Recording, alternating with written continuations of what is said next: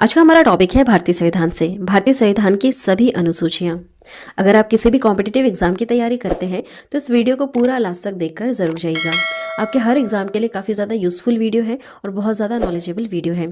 सारे क्वेश्चन के आंसर मैं आप लोगों को डिटेल में कवर करवाऊंगी और ट्रिक के माध्यम से सारी अनुसूचियाँ भी आपको याद करवाऊंगी। तो चलिए शुरू करते हैं आज के इस वीडियो को। लास्ट में क्वेश्चन भी पूछा है मैंने आपसे इसी टॉपिक से रिलेटेड, जिसका आंसर आपको कमेंट करके बताना है। चलिए शुरू करते हैं फर्स्ट क्वेश्चन से। फर्स्ट क्वेश्चन है, वर्तमान में भारतीय संविधान में कुल कितनी अनुसूचियां हैं? वर्तमान में 12 अनुसूचियां हैं। वर्तमान में कितनी अनुसूचियां हैं? 12 अनुसूचियां हैं। नेक्स्ट देखिएगा, मूल संविधान में कितनी अनुसूचियां थी? जब 1950 में भारतीय संविधान हमारा लागू हुआ था तब 8 अनुसूचियां थी। कितनी थी? 8 थी। बाद में बदलाव किए गए, धीरे धीरे संशोधित करके इसमें 4 अनुसूचियां जोड़ी गई। तो आज कितनी है? 12 अनुसूचियां हैं। ठीक है, चलिए आगे बढ़ते हैं। नेक्स्ट देखिएगा, भारत संघ में शामिल राज्यों और संघ शासित क्षेत्रों का उल्लेख भारतीय संविधान की किस अनुसूची में मिलता है? अब यहाँ पर जितने भी क्वेश्चंस मैंने कवर करवाए वो सब लाइन वाइज कवर करवाए हैं। जैसे पहले हम पहली अनुसूची के बारे में पढ़ेंगे, कैसे कैसे क्वेश्चंस आते हैं देखेंगे, फिर दूसरी अनुसूची, फिर तीसरी, इस तरह से हम अनुसूचियाँ कवर करेंगे। ठीक है, ट्रिक के माध्यम से भी हम यहाँ पर देखेंगे ताकि आंसर याद हो जाए। देखिए, आपसे पूछा है कि राज्य और संघ शासित क्षेत्रों का उल्लेख या फिर उसका ब्यूरो कौन से अनुसूची में देखने के लिए मिलता है? आप अनुसूची ले लीजिए, पहली अनुसूची, पहला अनुच्छेद ले लीजिए या फिर पहला भाग ले लीजिए। सब में आपको यह देखने के लिए मिलेगा कि जो हमारा भारत देश है यह राज्य और संघ शासित क्षेत्रों से मिलकर बना है। ठीक है, तो इसकी पूरी लिस्ट, इसका पूरा जो ब्यूरो होता है यह आपको देखने के लिए मिलेगा प्रथम अनुसूची में। ठीक है, कहाँ पर? प्रथम अनुसूची में। पहली बार तो यही बात की जाएगी ना कि कौन से देश के बारे में आप बात कर रहे हो या फिर कौन से देश में कितने राज्य हैं या क्षेत्र हैं, है ना, उसके बारे में आपको पहली अनुसूची, पहला भारतीय संविधान का अनुच्छेद या फिर पहले भाग में ही देखने के लिए मिलेगा। देखिए इसमें और क्या क्या लिखा हुआ है, ध्यान दीजिएगा। भारतीय संविधान में पहली अनुसूची में भारत देश में विभिन्न राज्यों और केंद्र शासित प्रदेशों का उल्लेख किया गया है। किसी भी नए राज्यों का उल्लेख या किसी केंद्र शासित प्रदेश का निर्माण करने के लिए पहली अनुसूची में संशोधन करना पड़ेगा। संशोधन करना मतलब बदलाव करना। जैसे पहले से भारतीय हमारे भारत देश में राज्य और केंद्र शासित प्रदेश हैं, लेकिन अगर और बदलाव करना है इसमें, जैसे आंध्र प्रदेश और तेलंगाना को अलग किया गया था तो बदलाव किया गया था, तो ये बदलाव करने के लिए पहली अनुसूची में ही संशोधन करना पड़ेगा, है ना। संविधान के 69 संशोधन के द्वारा दिल्ली को राष्ट्रीय राजधानी क्षेत्र घोषित किया गया था। अब देखिए, किसी को अगर राजधानी क्षेत्र घोषित भी करना है तो संशोधन करना पड़ेगा। अगर अब किसी और जगह को राजधानी क्षेत्र घोषित करना है तो फिर वहां पर भी संशोधन करना पड़ेगा। नेक्स्ट है, आंध्र प्रदेश से अलग कर नए राज्य तेलंगाना का गठन हुआ। इससे भारतीय संविधान की किस सूची में परिवर्तन किया गया? आप बताइए आंसर क्या होगा? यह अनुसूची 1, जो पहली वाली अनुसूची थी। अनुसूची का अर्थ क्या होता है? लिस्ट। ठीक है, लिस्ट बनी हुई है। जैसे पहले में आपने लिस्ट देखी कि कौन कौन से केंद्र शासित प्रदेश है, राज्य हैं, इसकी लिस्ट देखिए। अब जो दूसरा अनुसूची होगा उसमें आप देखेंगे कि हमारे भारत देश में कौन कौन से पदाधिकारी हैं जिन्हें वेतन मिल रहा है। जैसे राज्यपाल हो गए, राष्ट्रपति हो गए, प्रधानमंत्री हो गए, है ना। इस तरह से लिस्ट बनी हुई है, उसी को ये अनुसूचियाँ कहते हैं। तो देखिए आंसर क्या होगा इसका? ऑप्शन ए वाला पहली अनुसूची में लिखा हुआ है, क्योंकि यहाँ पर आंध्र प्रदेश और तेलंगाना, यहाँ पर हम राज्य के गठन के बारे में बात कर रहे हैं या फिर इनके नाम में अगर परिवर्तन करना है, इससे रिलेटेड अगर कोई टॉपिक है तो यह पहली अनुसूची में जाएगा, है ना। नेक्स्ट है, भारतीय संविधान की निम्न दी गई अनुसूचियों में से कौन सी सूची राज्यों के नामों की सूची तथा राज्य क्षेत्रों का ब्यौरा देती है? अब बताइए आंसर क्या होगा? पहली सूची में ही है, पहली अनुसूची में है, राज्यों का नाम लिखा हुआ है और कितने केंद्र शासित प्रदेश हैं उनके राज्य क्षेत्रों के बारे में ब्यौरा है। नेक्स्ट है, यदि भारत संघ को नए राज्य का सृजन करना हो तो संविधान के निम्नलिखित अनुसूचियों में से किस एक को आवश्यक संशोधन किया जाना चाहिए? आंसर क्या होगा? पहला, है ना, पहला होगा। नए राज्य का गठन करना है, नाम में परिवर्तन करना है या फिर उसको राजधानी घोषित करना है, तो इसके लिए संशोधन कहाँ पर होगा? पहली अनुसूची में, क्योंकि वहां पर इसके बारे में लिखा हुआ है। अब दूसरी अनुसूची का संबंध किसमें? देखिए, पहले में तो हमने देख लिया कि भारत देश हमारा बनेगा, ठीक है, इतने राज्यों से मिलकर और इतने केंद्र शासित प्रदेशों से मिलकर। अब दूसरी बात क्या होगी कि इस देश को चलाने वाले जो नेता होंगे उन्हें कितना वेतन दिया जाना चाहिए ताकि वो हमारे देश को चलाएं। ठीक है, तो वेतन की बात होगी पहले, उसके बाद उनको शपथ दिलाई जाएगी ना, क्योंकि पहले जॉब में कहीं पर भी अगर आप चाहते हैं जॉब करने तो पहले आप वेतन पूछते हैं, ये नहीं पूछते हैं कि कितनी देर काम करना है, पहले ये पूछोगे कि पैसा कितना मिलेगा। ठीक है, तो वही बात है। दूसरी बात यही की गई कि कितना पैसा मिलेगा, महत्वपूर्ण पदाधिकारों को कितना वेतन मिलेगा, यही बात होती है दूसरी अनुसूची में। ठीक है, देखिए दूसरी अनुसूची क्या कहती है, राष्ट्रपति, राज्य के राज्यपाल, सर्वोच्च न्यायालय तथा उच्च न्यायालय के न्यायाधीश, ये जितने भी बड़े बड़े महत्वपूर्ण पद होते हैं ना, जैसे सांसद हो गए, विधायक हो गए आदि को प्राप्त होने वाले वेतन, भत्ते और पेंशन का उल्लेख किया गया है। ठीक है, जैसे आप इसे ना एक जॉब की तरह याद करोगे ना इन अनुसूचियों को, तो आपको याद हो जाएगा। जैसे मान लीजिए भारत देश है, मान लीजिए हम एग्जाम्पल ले रहे हैं कि भारत देश एक जॉब वाली जगह है। ठीक है, तो भारत देश में जॉब करने के लिए गए, ये महत्वपूर्ण पदाधिकारी गए, तो पहले वहां पर उन्होंने देखा कि कितने राज्य हैं, कितने केंद्र शासित प्रदेश है। ठीक है, ये देख लिया। उसके बाद जितने पदाधिकारी थे ये कहते हैं कि हम काम करने से पहले वेतन देखेंगे, तो पहले इन्होंने वेतन देखने की बात करी। ठीक है, ये हो गया। तो पहली बात आती है कि कितने राज्य होंगे और दूसरी बात आती है कि हमें यहाँ पर काम करने का कितना वेतन मिलेगा। ठीक है, यह देख लिया हमने। अब देखिए आगे बढ़ते हैं।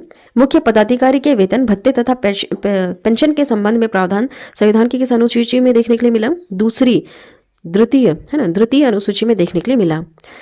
आगे बढ़ेंगे। देखिए भारतीय संविधान की तीसरी अनुसूची का संबंध किससे है। अब तीसरी की बात करते हैं। पहले में देख लिया कितने राज्य हैं, दूसरे में देख लिया कि कितना वेतन मिलेगा यहाँ पर काम करने का, और तीसरी बात होती है कि अगर वेतन फिक्स हो गया है तो अब आपको शपथ लेनी होगी।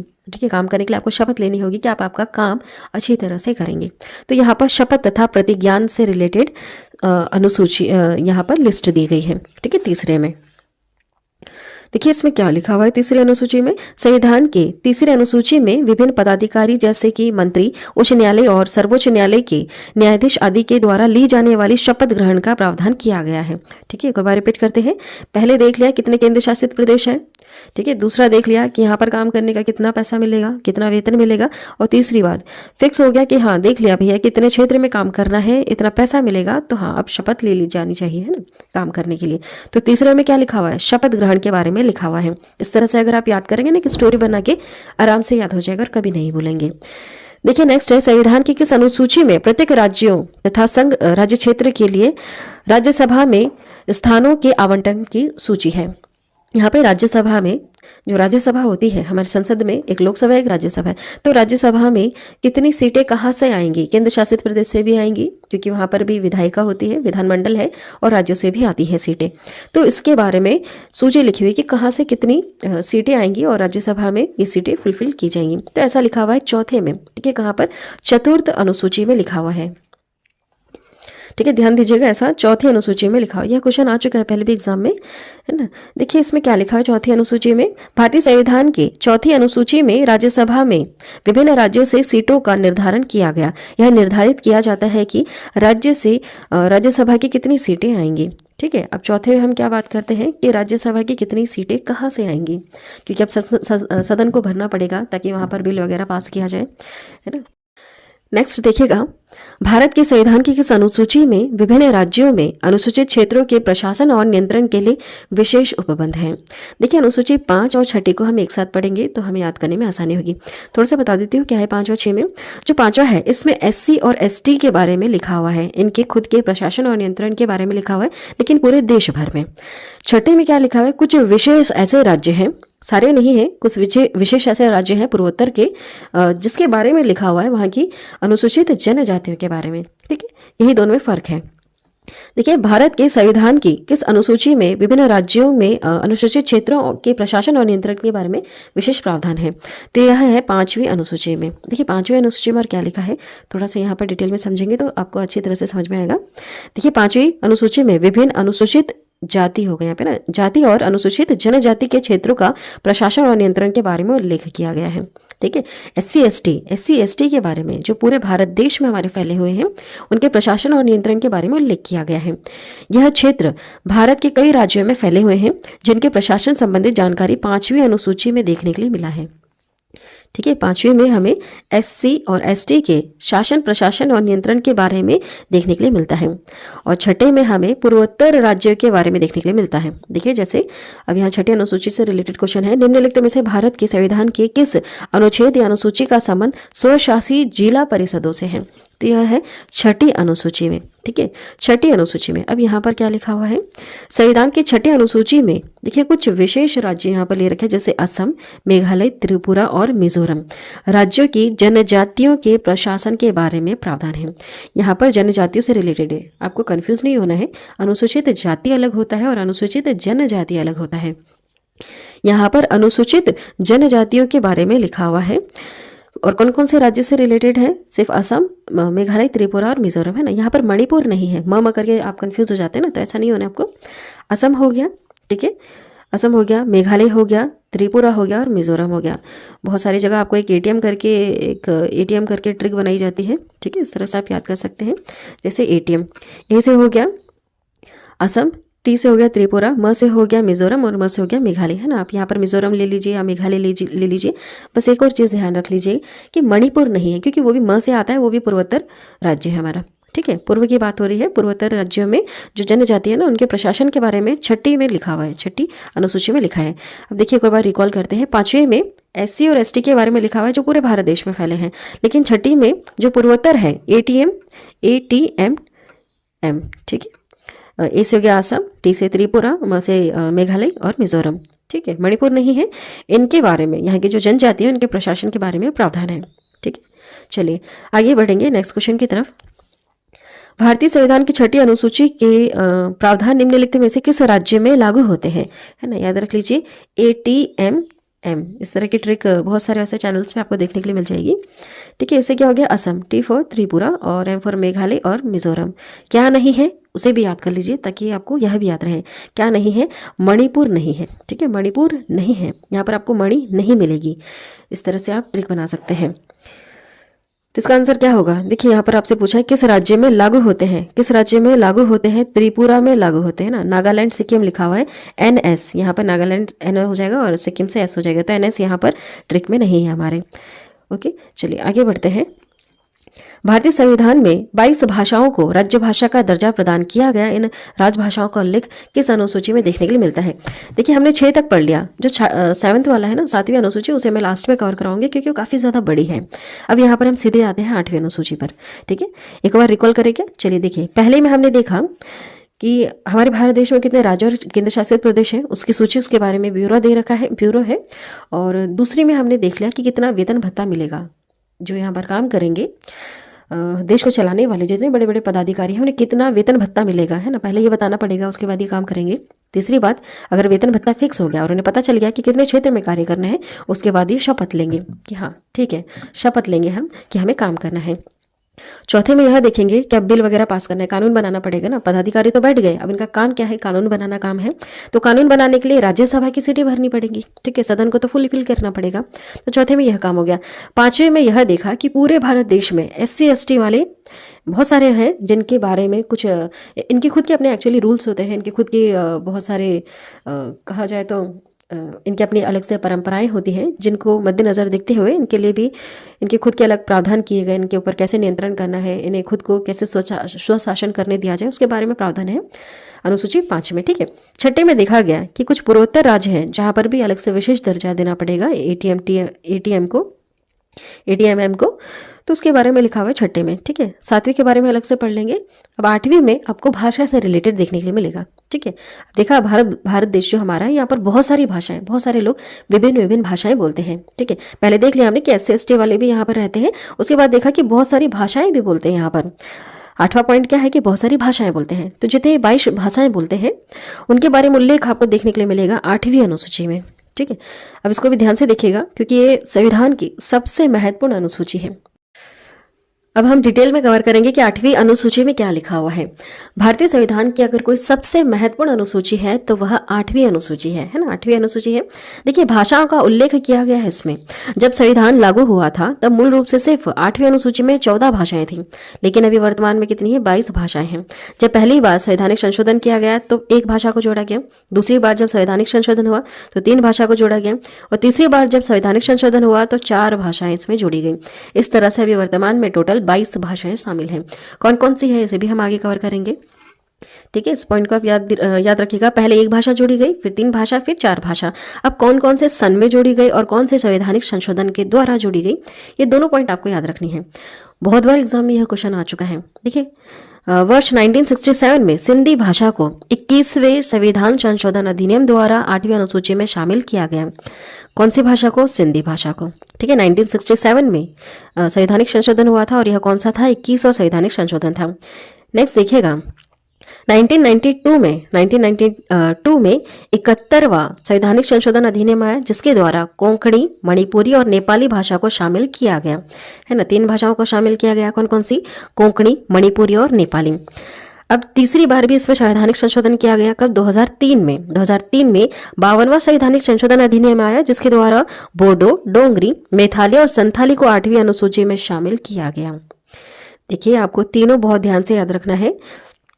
कई बार एग्जाम में आया है, पहले सिंधी भाषा को जोड़ा गया, फिर कोंकणी, मणिपुरी, नेपाली को शामिल किया गया, फिर बोडो, डोगरी, मैथिली और संथाली को जोड़ा गया। ठीक है, 4 भाषाओं को लास्ट में जोड़ा गया था। ध्यान दीजिएगा, ये काफ़ी ज़्यादा इंपॉर्टेंट पॉइंट्स हैं। और कौन कौन से सन में, यह भी याद रखिएगा। पहले 1967 में हुआ, फिर 1992 में हुआ, फिर 2003 में हुआ। ठीक है, पहले 21वां संशोधन आया, उसके बाद में 71वां आया और उसके बाद में 52वां आया। ठीक है, इस तरह से अगर आप याद रखेंगे तो आपको याद रहेगा। देखिए, कौन कौन सी 22 भाषाएं हैं। असमिया है, बांग्ला, गुजराती, हिंदी, कन्नड़, कश्मीरी, कोंकणी, मलयालम, मणिपुरी, मराठी, नेपाली, उड़िया, पंजाबी, संस्कृत, सिंधी, तमिल, तेलुगु, उर्दू, बोडो, संथाली, मैथिली और डोगरी। ये टोटल 22 भाषाएं हैं। और बहुत बार एग्जाम में यह भी पूछा गया कि जैसे क्वेश्चन में कुछ भाषाओं के नाम दिए गए होते हैं और पूछा होता है किसमें से कौन सी नहीं है, कौन सी नहीं भाषा इसमें शामिल है। इस तरह से भी क्वेश्चन आते हैं एग्जाम में। चलिए आगे बढ़ते हैं। भारतीय संविधान की 8वीं अनुसूची का संबंध किससे है? बताइए आप, आंसर क्या होगा? इसका संबंध है भाषाओं से। ठीक है, भाषाओं से इसका संबंध है। आगे बढ़ते हैं। किस अनुसूची के तहत राज्य द्वारा संपत्ति के अधिग्रहण का उल्लेख किया गया है? यह 9वीं अनुसूची में है। ठीक है, 8वीं अनुसूची में हमने देख लिया भाषाओं से रिलेटेड है, और 9वीं अनुसूची में संपत्ति के अधिग्रहण का उल्लेख किया गया है। संपत्ति के अधिग्रहण, भूमि सुधार से रिलेटेड आपको ये कहाँ पर मिलेगा प्रावधान? ये आपको 9वीं अनुसूची में देखने के लिए मिलेगा। इसे भूमि सुधार भी कहते हैं। देखिए, संविधान की 9वीं अनुसूची संविधान के पहले संविधान संशोधन के द्वारा 1951 में जोड़ी गई, क्योंकि जैसे अभी हमने देखा कि 8 अनुसूचियां ही थी पहले, बाद में 9वीं, 10वीं, 11वीं और 12वीं जोड़ी गई। तो इनको जोड़ने के लिए भी तो संविधान में संशोधन करना पड़ेगा ना। हमारा भारतीय संविधान बनके तैयार हो गया, 1950 में लागू हो गया, लेकिन अगर कोई बदलाव करने थे, उसमें अगर कुछ नया जोड़ना है तो हर बार संशोधन किया जाना चाहिए। ठीक है, तभी जोड़ा जाता है।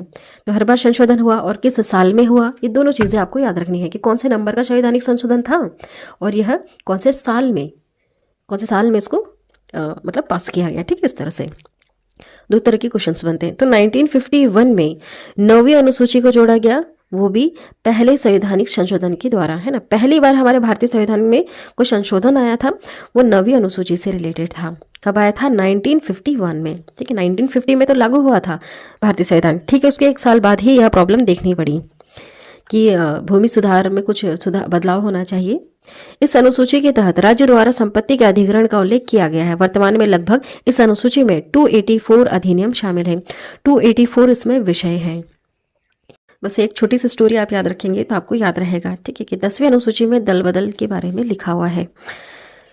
देखिए, 10वीं अनुसूची, संविधान की 10वीं अनुसूची जो है, इसमें 52वां संवैधानिक संशोधन हुआ था। कब? 1985 में। उसके द्वारा यह जोड़ी गई थी, जिसमें दल बदल से संबंधित प्रावधानों का उल्लेख है ना। 10वीं अनुसूची पहले से तो नहीं थी।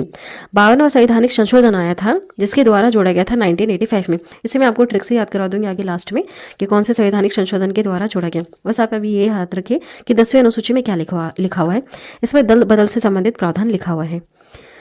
देखिए, भारतीय संविधान की 10वीं अनुसूची किससे संबंधित है? 10 है, 10 से दल बदल। ठीक है, आगे बढ़ते हैं। भारतीय संविधान की किस अनुसूची में पंचायती राज संस्थाओं का प्रावधान है? पंचायती के बारे में लिखा हुआ है 11वीं अनुसूची में। ठीक है, अब बच गई है 11वीं अनुसूची और 12वीं अनुसूची बच गई है। 7वीं वाली को हम अलग से पढ़ेंगे। 11वीं अनुसूची की बात करें, 10वीं में हमने देख लिया दल बदल, अब 11वीं में पंचायती राज के बारे में लिखा हुआ है। गांव में जो पंचायत होती है ना उसके बारे में लिखा हुआ है। अब जो 12वीं होगी ना उसमें भी यही लिखा हुआ है, लेकिन नगर के बारे में। 11वीं में हम गाँव के बारे में बात करेंगे और 12वीं में हम नगर शहर के बारे में बात करेंगे। ठीक है, बस यही आपको याद रखना है। 11वीं में आपको पंचायत के बारे में देखने के लिए मिलेगा और 12वीं में नगर के बारे में। अब 11वीं अनुसूची में लिखा है संविधान की 11वीं अनुसूची, 11वीं अनुसूची जो है इसे भी जोड़ा गया था अलग से 73वें संवैधानिक संशोधन के द्वारा। कब आया था? 1993 में द्वारा यह जोड़ी गई थी। आपको कहीं पे 93 देखने के लिए मिलेगा, कहीं पे 92 देखने के लिए मिलेगा, 1992 देखने के लिए मिलेगा। तो 1992 क्यों लिखा रहता है? एक्चुअली 1992 में इसको पेश किया गया था, संविधान संशोधन जब करना था ना तो उसको संसद में इस चीज़ को, इस बिल को पेश किया गया था कि इसमें हमें बदलाव करना है, 11वीं अनुसूची भी जोड़ना है। ये लागू हो गया था 1993 में, इसलिए यहाँ पर 2 सन आपको देखने के लिए मिलते हैं। बाकी आप 1993 याद रखेंगे तो ज़्यादा सही रहेगा, है ना। वैसे दोनों सही है, या तो आप इस तरह से लिखिए 1992 93, है ना, दोनों चीज़ सही है। 11वीं अनुसूची में पंचायती राज का उल्लेख किया गया है। वर्तमान में 11वीं अनुसूची की पंचायती राज से संबंधित 29 विषय शामिल किए गए हैं। कितने विषय हैं इसमें यह भी याद रखिए, 29 विषय इसमें शामिल है। एक छोटा सा रिवीजन करेंगे। 8वीं अनुसूची के बाद 9वीं अलग से जोड़ी गई थी, 10वीं अलग से जोड़ी गई थी और 11वीं 12वीं अलग से जोड़ी गई थी। देखिए कौन से संवैधानिक संशोधन के द्वारा जोड़ी गई, तो 9वीं वाला जो था यह पहली बार संवैधानिक संशोधन हुआ था। 10वां जो हुआ था, 10वां था वह 52वां संवैधानिक संशोधन था। अब जो 11वां हमने पढ़ा है यह 73वां, ठीक है, और जो 12वां जो होगा ना वह है 74वां संवैधानिक संशोधन। आप याद रखिएगा 152, 73, 74, 152, 73, 74। आप इस डिजिट को याद रखिए, याद हो जाएगा आपको कि कौन सी संवैधानिक संशोधन के द्वारा जोड़ा गया। सन भी हम अलग से याद कर लेंगे। ठीक है, कितने विषय हैं? 29 विषय हैं 11वीं अनुसूची में। नेक्स्ट क्वेश्चन है, भारत के संविधान की किस अनुसूची का मिलान उसकी सामग्री के साथ गलत ढंग से किया गया है?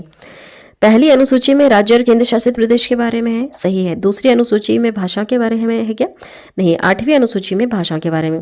दूसरी अनुसूची में तो वेतन भत्ते की बात हो रही है। चौथी अनुसूची में राज्य परिषद में सीटों का आवंटन है, ठीक है, राज्यसभा की सीटों के बारे में है। और तीसरी अनुसूची में शपथ या अभिवचन के बारे में लिखा हुआ है। यहाँ पर दूसरा वाला होगा आंसर, दूसरा वाला गलत ढंग से मिलान है। नेक्स्ट है कि संविधान संशोधन अधिनियम के द्वारा भारतीय संविधान में 9वीं अनुसूची जोड़ी गई। 9वीं अनुसूची को, है ना, अभी मैंने आपको एक डिजिट याद कराई थी 152, 73, 74, है ना। इसके जो पहला वाला है इसमें 9वीं अनुसूची जोड़ी गई, जो 52 वाला था इसमें 10वीं, फिर 11वीं और ये 12वीं, इस तरह से आप याद रखिएगा, है ना। ये सब संवैधानिक संशोधन के कि कौन सा संवैधानिक संशोधन आया था। ये जो पहला आया था इसमें 9वीं अनुसूची जोड़ी गई थी। उसके बाद जो 52 नंबर का था 52वां संवैधानिक संशोधन आया था, इसमें 10वीं अनुसूची जोड़ी गई थी। उसके बाद जो 73वां आया था इसमें 11वीं अनुसूची जोड़ी गई थी। उसके बाद जो 74वां संवैधानिक संशोधन आया था उसमें 12वीं अनुसूची जोड़ी गई थी, है ना। डिजिट याद रखिएगा, देखिए एक बार 152, 73, 74। चलिए इसका आंसर क्या होगा फिर? किस संवैधानिक संशोधन अधिनियम द्वारा भारतीय संविधान में 9वीं अनुसूची जोड़ी गई? 9वीं अनुसूची पहली संवैधानिक संशोधन के तहत जोड़ी गई थी, ठीक है। कोई बात नहीं। चलो देखिए 9वीं अनुसूची, संविधान की 9वीं अनुसूची संविधान के पहले संवैधानिक संशोधन के द्वारा 1951 में जोड़ी गई थी, है ना। कैसे याद रखेंगे आप 1951? जैसे 1950 में तो हमारा भारतीय संविधान लागू हुआ था, ठीक उसके एक साल बाद 1951 में ही पहला संवैधानिक संशोधन आया था, उसके द्वारा जोड़ी गई थी। इस अनुसूची के तहत संपत्ति के अधिग्रहण का उल्लेख किया गया। वर्तमान में 284 अधिनियम इसमें शामिल है, ठीक है, संपत्ति के अधिग्रहण के बारे में, या फिर भूमि सुधार आप कह सकते हैं। नेक्स्ट देखिएगा 52वां संविधान संशोधन अधिनियम आया था, कब आया था? 1985 में। कौन से अनुसूची को भारतीय संविधान में शामिल किया गया? कौन सा किया गया था? 10वीं अनुसूची को, है ना। देखिए 152, 73 और 74, ठीक है। यहाँ पर आप लिख लीजिए 9, 10, 11, 12। बस ये कुछ डिजिट्स आपको याद रखनी, इस तरह से आपके आंसर करेक्ट हो जाएंगे। देखिए अब 10वीं अनुसूची में क्या लिखा है? संविधान की 10वीं अनुसूची जो 52वां संवैधानिक संशोधन के द्वारा 1985 में जोड़ी गई थी, जिसमें दल बदल से संबंधित प्रावधान का उल्लेख है ना। दल बदल के बारे में देख लिया हमने, 10 है 10वीं, 10 है दल बदल। नेक्स्ट है 73वां संविधान संशोधन अधिनियम द्वारा भारतीय संविधान में कौन सी अनुसूची जोड़ी गई? कौन सी अनुसूची इसमें जोड़ी गई थी? 11वीं अनुसूची जोड़ी गई थी। और 11वीं में आपको पंचायती राज व्यवस्था के बारे में देखने के लिए मिलता है। देखिए संविधान की 11वीं अनुसूची 73वें संविधान संशोधन अधिनियम जो आया था 1993 में, 1993 में जो आया था, इसके द्वारा जोड़ी गई थी। 11वीं अनुसूची में पंचायती राज का उल्लेख है। किसके बारे में? पंचायती राज का उल्लेख किया गया है। वर्तमान में 11वीं अनुसूची में पंचायती राज से संबंधित 29 विषय इसमें शामिल किए गए हैं, है ना। चलिए आगे बढ़ते हैं। नेक्स्ट है 74th संवैधानिक संशोधन, जो 74वां संवैधानिक संशोधन अधिनियम आया था, इसके द्वारा भारतीय संविधान में कौन सी अनुसूची जोड़ी गई थी? कौन सी जोड़ी गई थी? 12वीं अनुसूची जोड़ी गई थी। कौन सी? 12वीं अनुसूची जोड़ी गई थी। देखिए संविधान की 12वीं अनुसूची, संविधान की जो 12वीं अनुसूची है, यह 74वें संवैधानिक संशोधन द्वारा 1993 के द्वारा जोड़ी गई। संविधान की 12वीं अनुसूची में शहरी क्षेत्र के स्थानीय शासन यानी नगर पालिकाओं का उल्लेख किया गया है। 12वीं अनुसूची में वर्तमान में नगर पालिकाओं के पास 18 विषय शामिल किए गए हैं।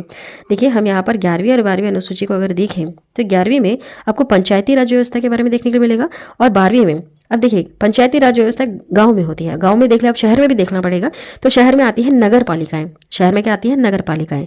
ठीक है, गांव का भी देख लिया, उसके बाद शहर का भी देख लिया। गांव का पंचायती राज और शहर का नगर पालिका, है ना। इस तरह से आपको 11वीं 12वीं एक साथ याद हो जाएगी। और संवैधानिक संशोधन भी इसका इजी है। यहाँ पर 73 और यहाँ पे 74 है ना। 11वीं का 73 और 12वीं का 74, 73 74। और सन तो सेम है, 1993 1993 सेम है। चलिए अब बात करते हैं हम 7वीं अनुसूची के बारे में। लास्ट में ध्यान से पूरा जरूर दिखेगा, क्योंकि लास्ट में एक बार रिवीजन भी करवाऊंगे और सारी अनुसूची को मैं ट्रिक के माध्यम से भी याद करवाऊंगी। और लास्ट में क्वेश्चन भी पूछा है जिसका आंसर आपको कमेंट करके बताना है। देखिए 7वीं अनुसूची में क्या लिखा हुआ है।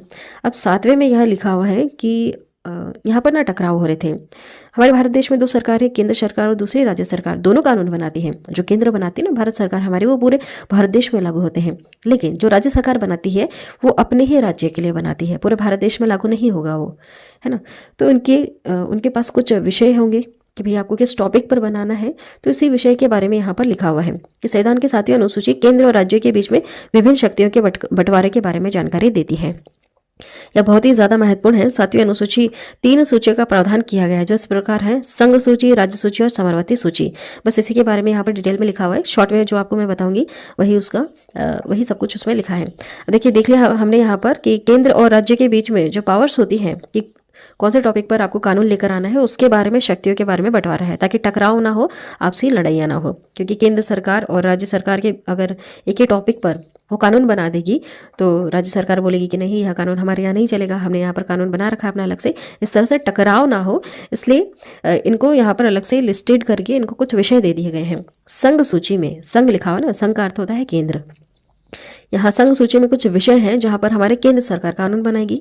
राज्य सूची में जो राज्य सरकारें हैं वह, उनको कुछ टॉपिक्स दे दिए गए हैं कि आप इनसे रिलेटेड ही कानून बना सकते हैं। और समवर्ती सूची में संघ भी कानून बनाएगी, राज्य भी कानून बनाएगी। और अगर दोनों ने किसी विषय पर कानून बनाया है तो जो संघ ने कानून बनाया ना केंद्र सरकार ने, बस वही लागू होगा, राज्य का लागू नहीं होगा। क्योंकि राज्य देखा जाए ये भी तो थोड़ा छोटा है ना केंद्र के सामने, इसकी पावर वैसे भी देखी जाए तो थोड़ी सी छोटी मानी जाएगी, क्योंकि बड़ा क्या है, केंद्र सरकार है हमारी, राज्य सरकार इतनी बड़ी नहीं है। तो जो भी हमारी केंद्र सरकार कानून बना दे, समवर्ती सूची का जो भी टॉपिक है, अगर उस पर यह कानून बना देती है तो वही लागू होगा, है ना। बस यही सारी चीज़ें यहाँ पर लिखी हुई है। देखिए फटाफट पढ़ लेते हैं। संघ सूची में उल्लेखित सभी विषयों पर कानून बनाने का अधिकार सिर्फ केंद्र सरकार या संसद के पास होता है। संविधान लागू होते समय इसमें 97 विषय हुआ करते थे, लेकिन वर्तमान में इसमें 100 विषय हैं। इसे भी याद रखिएगा। टॉपिक्स है मतलब बहुत सारे छोटे छोटे टॉपिक होते हैं ना, जैसे देखिए यहाँ पर लिखा है नीति, रक्षा, युद्ध, रेल, डाक, मुद्रा, बैंकिंग, इनसे रिलेटेड जो भी कानून वगैरह है ना, इनसे बहुत सारे टॉपिक्स निकलते हैं ना। यहाँ पर बैंक अपने लिए खुद के कुछ कानून बनाती है, मुद्रा, पैसे से रिलेटेड कुछ कानून वगैरह होते हैं, तो इसके ऊपर कौन कानून बनाएगा, हमारी केंद्र सरकार बनाएगी, है ना। तो इस तरह से 97 विषय हुआ करते थे, 97, लेकिन बाद में इसमें 100 विषय हो गए। चलिए हाँ, यहाँ पर देख लेते हैं। सभी राष्ट्रीय महत्व के विषय संघ सूची में आते हैं। जो भी राष्ट्र को महत्व देते हैं ना, उससे जुड़े हुए सारे विषय इसमें देखने के लिए मिलते हैं, जैसे विदेश नीति, रक्षा, युद्ध, रेल, डाक, मुद्रा, बैंकिंग आदि ऐसे विषय हैं इसमें। टोटल कितने हैं? 100। अब राज्य सूची में क्या लिखा हुआ है? राज्य सूची में दिए गए विषय पर कानून बनाने का अधिकार राज्य सरकार या विधानमंडल के पास होता है। यह कानून अलग अलग राज्यों में अलग अलग हो सकते हैं, क्योंकि विधानमंडल अलग अलग होती है ना सभी राज्यों में, इसलिए उनके अपने अलग अलग कानून हो सकते हैं। राष्ट्रीय हित से संबंधित होने पर केंद्र सरकार भी राज्य सूची के विषय पर कानून बना सकती है। आपातकाल के समय राज्य सूची के सभी विषय पर कानून बनाने का अधिकार है संसद के पास। ठीक है, आपातकाल वाली जैसे अगर कोई सिचुएशन अगर आ जाती है तो कानून कौन बनाएगी, फिर इस पर हमारी केंद्र सरकार बनाएगी, है ना, संसद बनाएगी। क्योंकि मैंने बताया था आपको कि कुछ भी हो, ज़्यादा पावरफुल कौन होगी, हमारी केंद्र सरकार ही होगी। भले ही आप कानून बना ले, लेकिन अगर ऐसे आपातकाल वाली सिचुएशन वगैरह आती है और अगर राज्य के सुरक्षा से रिलेटेड अगर कुछ आ जाता है तो उसके ऊपर तो फिर संसद ही बनाएगी। बाकी कुछ छोटे मोटे विषय हैं जिसके ऊपर हमारी खुद की राज्य सरकार कानून बना सकती है। देखिए, सभी विषयों पर कानून बनाने का अधिकार संसद के पास होता है। राज्य सूची के सभी विषय पर कानून बनाने का अधिकार संसद के पास होता है, लेकिन वह आपातकाल खत्म होने के 6 माह तक ही मान्य रहेगा। संविधान के लागू होते समय इसमें कुल 66 विषय हुआ करते थे, लेकिन वर्तमान में 61 विषय हो गए हैं। राज्य सूची में शामिल प्रमुख विषय हैं जैसे कि पुलिस, जेल, स्थानीय शासन, कृषि आदि सभी विषय जो राष्ट्रीय हित के नहीं हो, है ना। आप समझ गए होंगे, जो राष्ट्रीय हित के लिए नहीं हो, राष्ट्र मतलब पूरे भारत देश के हित के लिए नहीं हो, बस उसी क्षेत्र के लिए हो। क्योंकि जो वहाँ का जो स्थानीय शासन है उसे राज्य सरकार अच्छी तरह से हैंडल कर सकती है, केंद्र सरकार नहीं कर पाएगी। जैसे वहाँ की जो पुलिस है, वहाँ की जेल है, वहाँ की कृषि वगैरह है, जैसे छोटे छोटे टॉपिक्स होते हैं ना, वो वहीं के रिलेटेड, उसी स्थान के से संबंधित रिलेटेड, उसके ऊपर हमारी राज्य सरकार कानून बना सकती है। बहुत बड़े विषय पर नहीं बना सकती। उसके लिए कौन है, हमारी संसद है, हमारी केंद्र सरकार है। अब देखिए समरवती सूची। समरवती सूची मतलब कि यहाँ पर राज्य भी कानून बनाएगी और केंद्र दोनों कानून बना सकती है। राज्य सरकार, केंद्र सरकार दोनों बनाएगी, लेकिन पलड़ा किसका भारी रहेगा, केंद्र सरकार का हमेशा भारी रहेगा, है ना। इस चीज़ को आप ध्यान दीजिए। देखिए, समरवती सूची में उल्लेखित विषयों पर कानून बनाने का अधिकार राज्य और संघ दोनों के पास होता है। यानी कि इसमें विधानमंडल भी कानून बना सकता है और संसद भी कानून बना सकता है, लेकिन दोनों के कानून में विपरीत होने पर संसद का बना कानून ही मान्य होगा। ठीक है, समरवती सूची को ऑस्ट्रेलिया के संविधान से लिया गया है। ये कहाँ से लिया गया है, संविधान में कहाँ से लेकर जोड़ा गया, ऑस्ट्रेलिया के संविधान से लेकर जोड़ा गया। संविधान के लागू होने के समय देखिए, संविधान के लागू होने के समय में समरवती सूची में 47 विषय हुआ करते थे, लेकिन अभी 52 विषय हो गए हैं। इसमें कुछ प्रमुख विषय हैं जो कि जैसे है विवाह, तलाक, शिक्षा, बिजली आदि, है ना। इसके ऊपर दोनों कानून बना सकती है, हमारी केंद्र सरकार भी बना सकती है और राज्य सरकार भी बना सकती है। जैसे विवाह से संबंधित, तलाक से संबंधित, शिक्षा, बिजली, इससे रिलेटेड। आई होप ये आपको 7वां वाला समझ में आया होगा, 7वीं अनुसूची, है ना। केंद्र सरकार, राज्य सरकार दोनों कानून बनाएगी, दोनों को विषय दे रखे हैं। पहला जो है इसमें भी हम इसे 3 में पढ़ते हैं। जैसे पहला है संघ सूची, दूसरा है राज्य सूची और तीसरा है समरवती सूची। पहली जो केंद्र वाली जो सूची है ना, संघ सूची, उसमें हमारी केंद्र सरकार बनाती है कानून। दूसरी वाली है उसमें राज्य सरकार कानून बनाती है, लेकिन आपातकाल वाली सिचुएशन में हमारी केंद्र सरकार के कानून ही चलेंगे। और जो तीसरा था समरवती सूची में केंद्र सरकार और राज्य सरकार दोनों मिलकर बनाती है कानून, लेकिन अगर एक ही टॉपिक पर दोनों ने कानून बना दिया है तो किसका यहाँ पर राज्य चलेगा, केंद्र सरकार का चलेगा। ठीक, बस आपको यही कुछ चीज़ें याद रखनी है। आई होप ये टॉपिक आपको अच्छी तरह से समझ में आ गया होगा। अब ध्यान से देखिए, ध्यान से सुनिए, सारी चीज़ें मैंने यहाँ पर एक्सप्लेन करके समझाई है A to Z। एक भी पॉइंट यहाँ से मिस नहीं हुआ है, जितने भी पॉइंट्स हैं सारे मैंने कवर करवा दिए। चलिए रिवीजन कर लेते हैं और यहाँ पर छोटी मोटी ट्रिक्स लगा करके हमेशा के लिए इसे याद कर लेते हैं। देखिए, पहली अनुसूची है ना, मैंने जैसे अभी आपको बताया था, आप एक इसे जॉब की तरह याद करिए कि एक आदमी है, बड़े बड़े पदाधिकारी वाले लोग हैं जो जॉब करने के लिए गए हैं भारत देश में। तो पहले देखेंगे कि भारत देश में कितने राज्य हैं, कितने केंद्र शासित प्रदेश हैं। ठीक है, पहली बात तो यही देखेंगे कि उन्हें काम कहाँ पर करना है। दूसरी अनुसूची में है महत्वपूर्ण पदाधिकारी वेतन भत्ते तथा पेंशन के बारे में। वो वहाँ पर आप पूछेंगे कि हमें कितनी सैलरी मिलेगी। दूसरी बात करेंगे कि कितनी सैलरी मिलेगी। पहली बात कि देखेंगे हमें वहाँ पर कौन सी जगह है जहाँ पर काम करना है। दूसरी बात कितना वेतन भत्ता पेंशन मिलेगा। तीसरी बात, अगर ये दोनों चीज़ों ने समझ में आ गई कि हाँ जगह भी अच्छी है, पैसा भी अच्छा मिल रहा है, तो चलो शपथ ले ली जाए काम करने की। ठीक है, तीसरे में शपथ से संबंधित उल्लेख है। अब चौथी बात होती है कि अब यहाँ पर रहने के लिए, काम करने के लिए कुछ कानून वगैरह तो बनाने पड़ेंगे ना। तो राज्यसभा की सीटों का उल्लेख है, राज्यसभा की सीटें भरेंगे तभी तो कानून वगैरह पास होगा। तो चौथे में राज्यसभा की सीटों के बारे में है, क्योंकि कानून वगैरह कहाँ पर बनता है, संसद में बनता है ना। तो संसद में लोकसभा और राज्यसभा दोनों होती हैं, दोनों की सीटें भरना जरूरी है, तभी ना कोई बिल पास होगा। अब देखिए 5वीं अनुसूची में क्या है। 5वीं में अभी 4 तो आपने याद कर ली, ठीक है, 4 इस तरह से आपने याद कर ली। अब 5वीं जो छठी है इसे एक साथ हम याद करेंगे। 5वीं छठी में आपको SC और ST के बारे में देखने के लिए मिलेगा। अनुसूचित जाति और जनजातीय क्षेत्रों के प्रशासन और प्रशासन का उल्लेख है। लेकिन जो छठी अनुसूची है इसमें क्या याद किया था हमने, ATMM है ना, ATMM। A से क्या असम, T से त्रिपुरा, M से मेघालय और M से मिजोरम, मणिपुर नहीं है। ठीक है, इनकी जनजातियों के प्रशासन के बारे में लिखा हुआ है ATMM, है ना। चलिए अब देखिए 7वीं अनुसूची में क्या है। 7वीं में जो हमने अलग से पढ़ा था, 7वीं में जैसे अभी आपको बताया हमने, 7वीं से स और स से आप समरवती, इस तरह से आप याद रख सकते हैं। समरवती सूची भी हमने देखी थी। इसमें केंद्र और राज्य के बीच में शक्तियों का बंटवारा है, पावर डिस्ट्रीब्यूट की गई है कि आप किस पे कानून बनाएंगे और आप किस पे कानून बनाएंगे, ताकि टकराव कम हो। 8वीं अनुसूची में भाषाओं का उल्लेख है। 8वीं अनुसूची में भाषाओं का उल्लेख है। पहले 14 भाषा हुआ करती थी और अभी वर्तमान में 12 भाषा हो गई हैं। ठीक है, तो 14 भाषा में कैसे कैसे जोड़ा गया है, पहले एक भाषा को जोड़ा, फिर 3 भाषा को जोड़ा, फिर बाद में 4 भाषाओं को जोड़ा, है ना। इस तरह से मैंने आपको याद करवाया था। अब 9वीं अनुसूची में हम बात करेंगे। 9वीं अनुसूची, अब देखिए अब हम इसे एक साथ याद करेंगे इन चारों को, क्योंकि ये संवैधानिक संशोधन करके जोड़ी गई थी। जो 9वीं अनुसूची, इसमें भूमि सुधार से संबंधित प्रावधान है। 10वीं अनुसूची में दल बदल से है। 11वीं अनुसूची में पंचायती राज्यों का है, पंचायती राज के बारे में है। और 12वीं अनुसूची में नगर निकायों का प्रावधान है। ठीक है, 9वीं में भूमि सुधार से रिलेटेड, 10वीं में 10 से 10वीं, 10 से दल बदल, 11वीं 12वीं के एक साथ याद करेंगे। जैसे 11वीं में पंचायती, गांव में जो पंचायत होती है उनके बारे में प्रावधान है।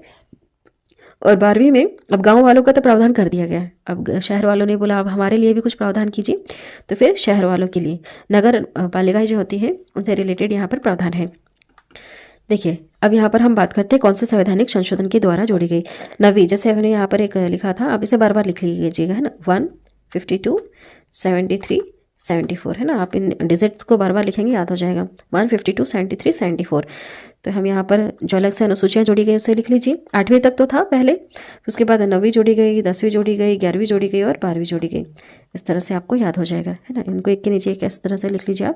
तो जो 9वीं अनुसूची है ये पहले संशोधन के द्वारा जोड़ी गई। 10वीं अनुसूची जो है यह 52वें संविधान संशोधन के द्वारा जोड़ी गई। और जो 11वीं अनुसूची है यह 73वें संवैधानिक संशोधन के द्वारा जोड़ी गई। और जो 12वीं है यह 74वें संवैधानिक संशोधन के द्वारा जोड़ी गई। और सन याद करना ईजी है, क्योंकि हमारा भारतीय संविधान 1950 में लागू हो गया था। ठीक है, एक साल बाद 1951 में ही पहली बार संशोधन हुआ, जिसके द्वारा 9वीं अनुसूची जोड़ी गई। उसके बाद 1985 में, क्योंकि 1985 में 1985 में बाद में जोड़ा गया 10वीं अनुसूची। उसके बाद ये 1993, तो दोनों बार रिपीट हो रहा है, जिससे आपको याद हो जाए, क्योंकि यहाँ पे 73 और 74 लिखा हुआ है ना। 73, 74, 93, 93, इस तरह से आप याद कर सकते हैं इसके सन। पहले आपको क्या याद रखना है, बस आपको यह लिखना है 1, 52, 73, 74, सन तो आपको ईजिली याद हो जाएंगे।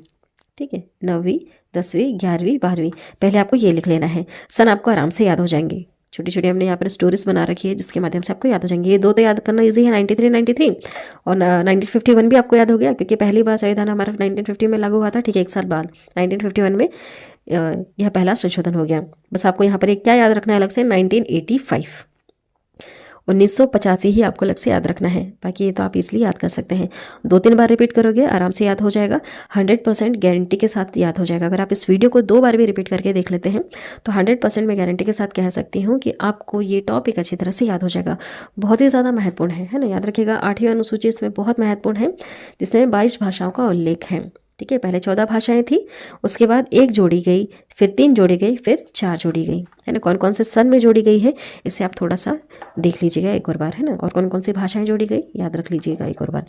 चलिए, अब क्वेश्चन पूछा एक मैंने आपसे लास्ट में, जिसका आंसर आप ऑन द स्पॉट और आराम से दे सकते हैं, बिल्कुल कन्फ्यूज़ नहीं होंगे आप। अगर इसमें भी अगर आपको कन्फ्यूज़न होती है इस आंसर को देने में, तो इसका अर्थ यह है कि आपने वीडियो को ध्यान से नहीं देखा। ये क्वेश्चन है, संविधान की द्वितीय अनुसूची का संबंध किससे है। बताइए, जॉब पर आप गए हैं, पहली बार आप देखेंगे कि वहाँ पर कितने मतलब कौन कौन से क्षेत्र में आपको काम करना पड़ेगा, है ना। कौन कौन से वहाँ पर राज्य हैं, कौन कौन से केंद्र शासित प्रदेश है, उसके बारे में देखना पड़ेगा। दूसरी बार आप वहाँ पर बात करोगे कि हमें यहाँ पर अगर काम करना है तो भैया इतना वेतन पैसा देना पड़ेगा, वेतन के बारे में बात करोगे ना। दूसरी बार अगर ये चीज़ें फिक्स हो जाएगी तभी आप शपथ लोगे, तीसरी बार आप शपथ लोगे, है ना। इस तरह से छोटी छोटी स्टोरीज बनाकर आप याद कर सकते हैं। चलिए, आज की वीडियो में इतना ही। आई होप ये वीडियो आपको काफ़ी ज़्यादा इंटरेस्टिंग लगी होगी और नॉलेजेबल लगी होगी।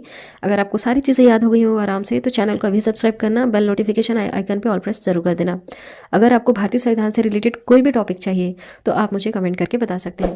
भारतीय संविधान एक ऐसा है चैप्टर है जिसे मैंने बहुत अच्छी तरह से कवर कर रखा है और मैं अच्छी तरह से आप लोगों को कवर करवा सकती हूँ। चलिए, आज की वीडियो में इतना ही। Thank you so much channel पर बने रहने के लिए।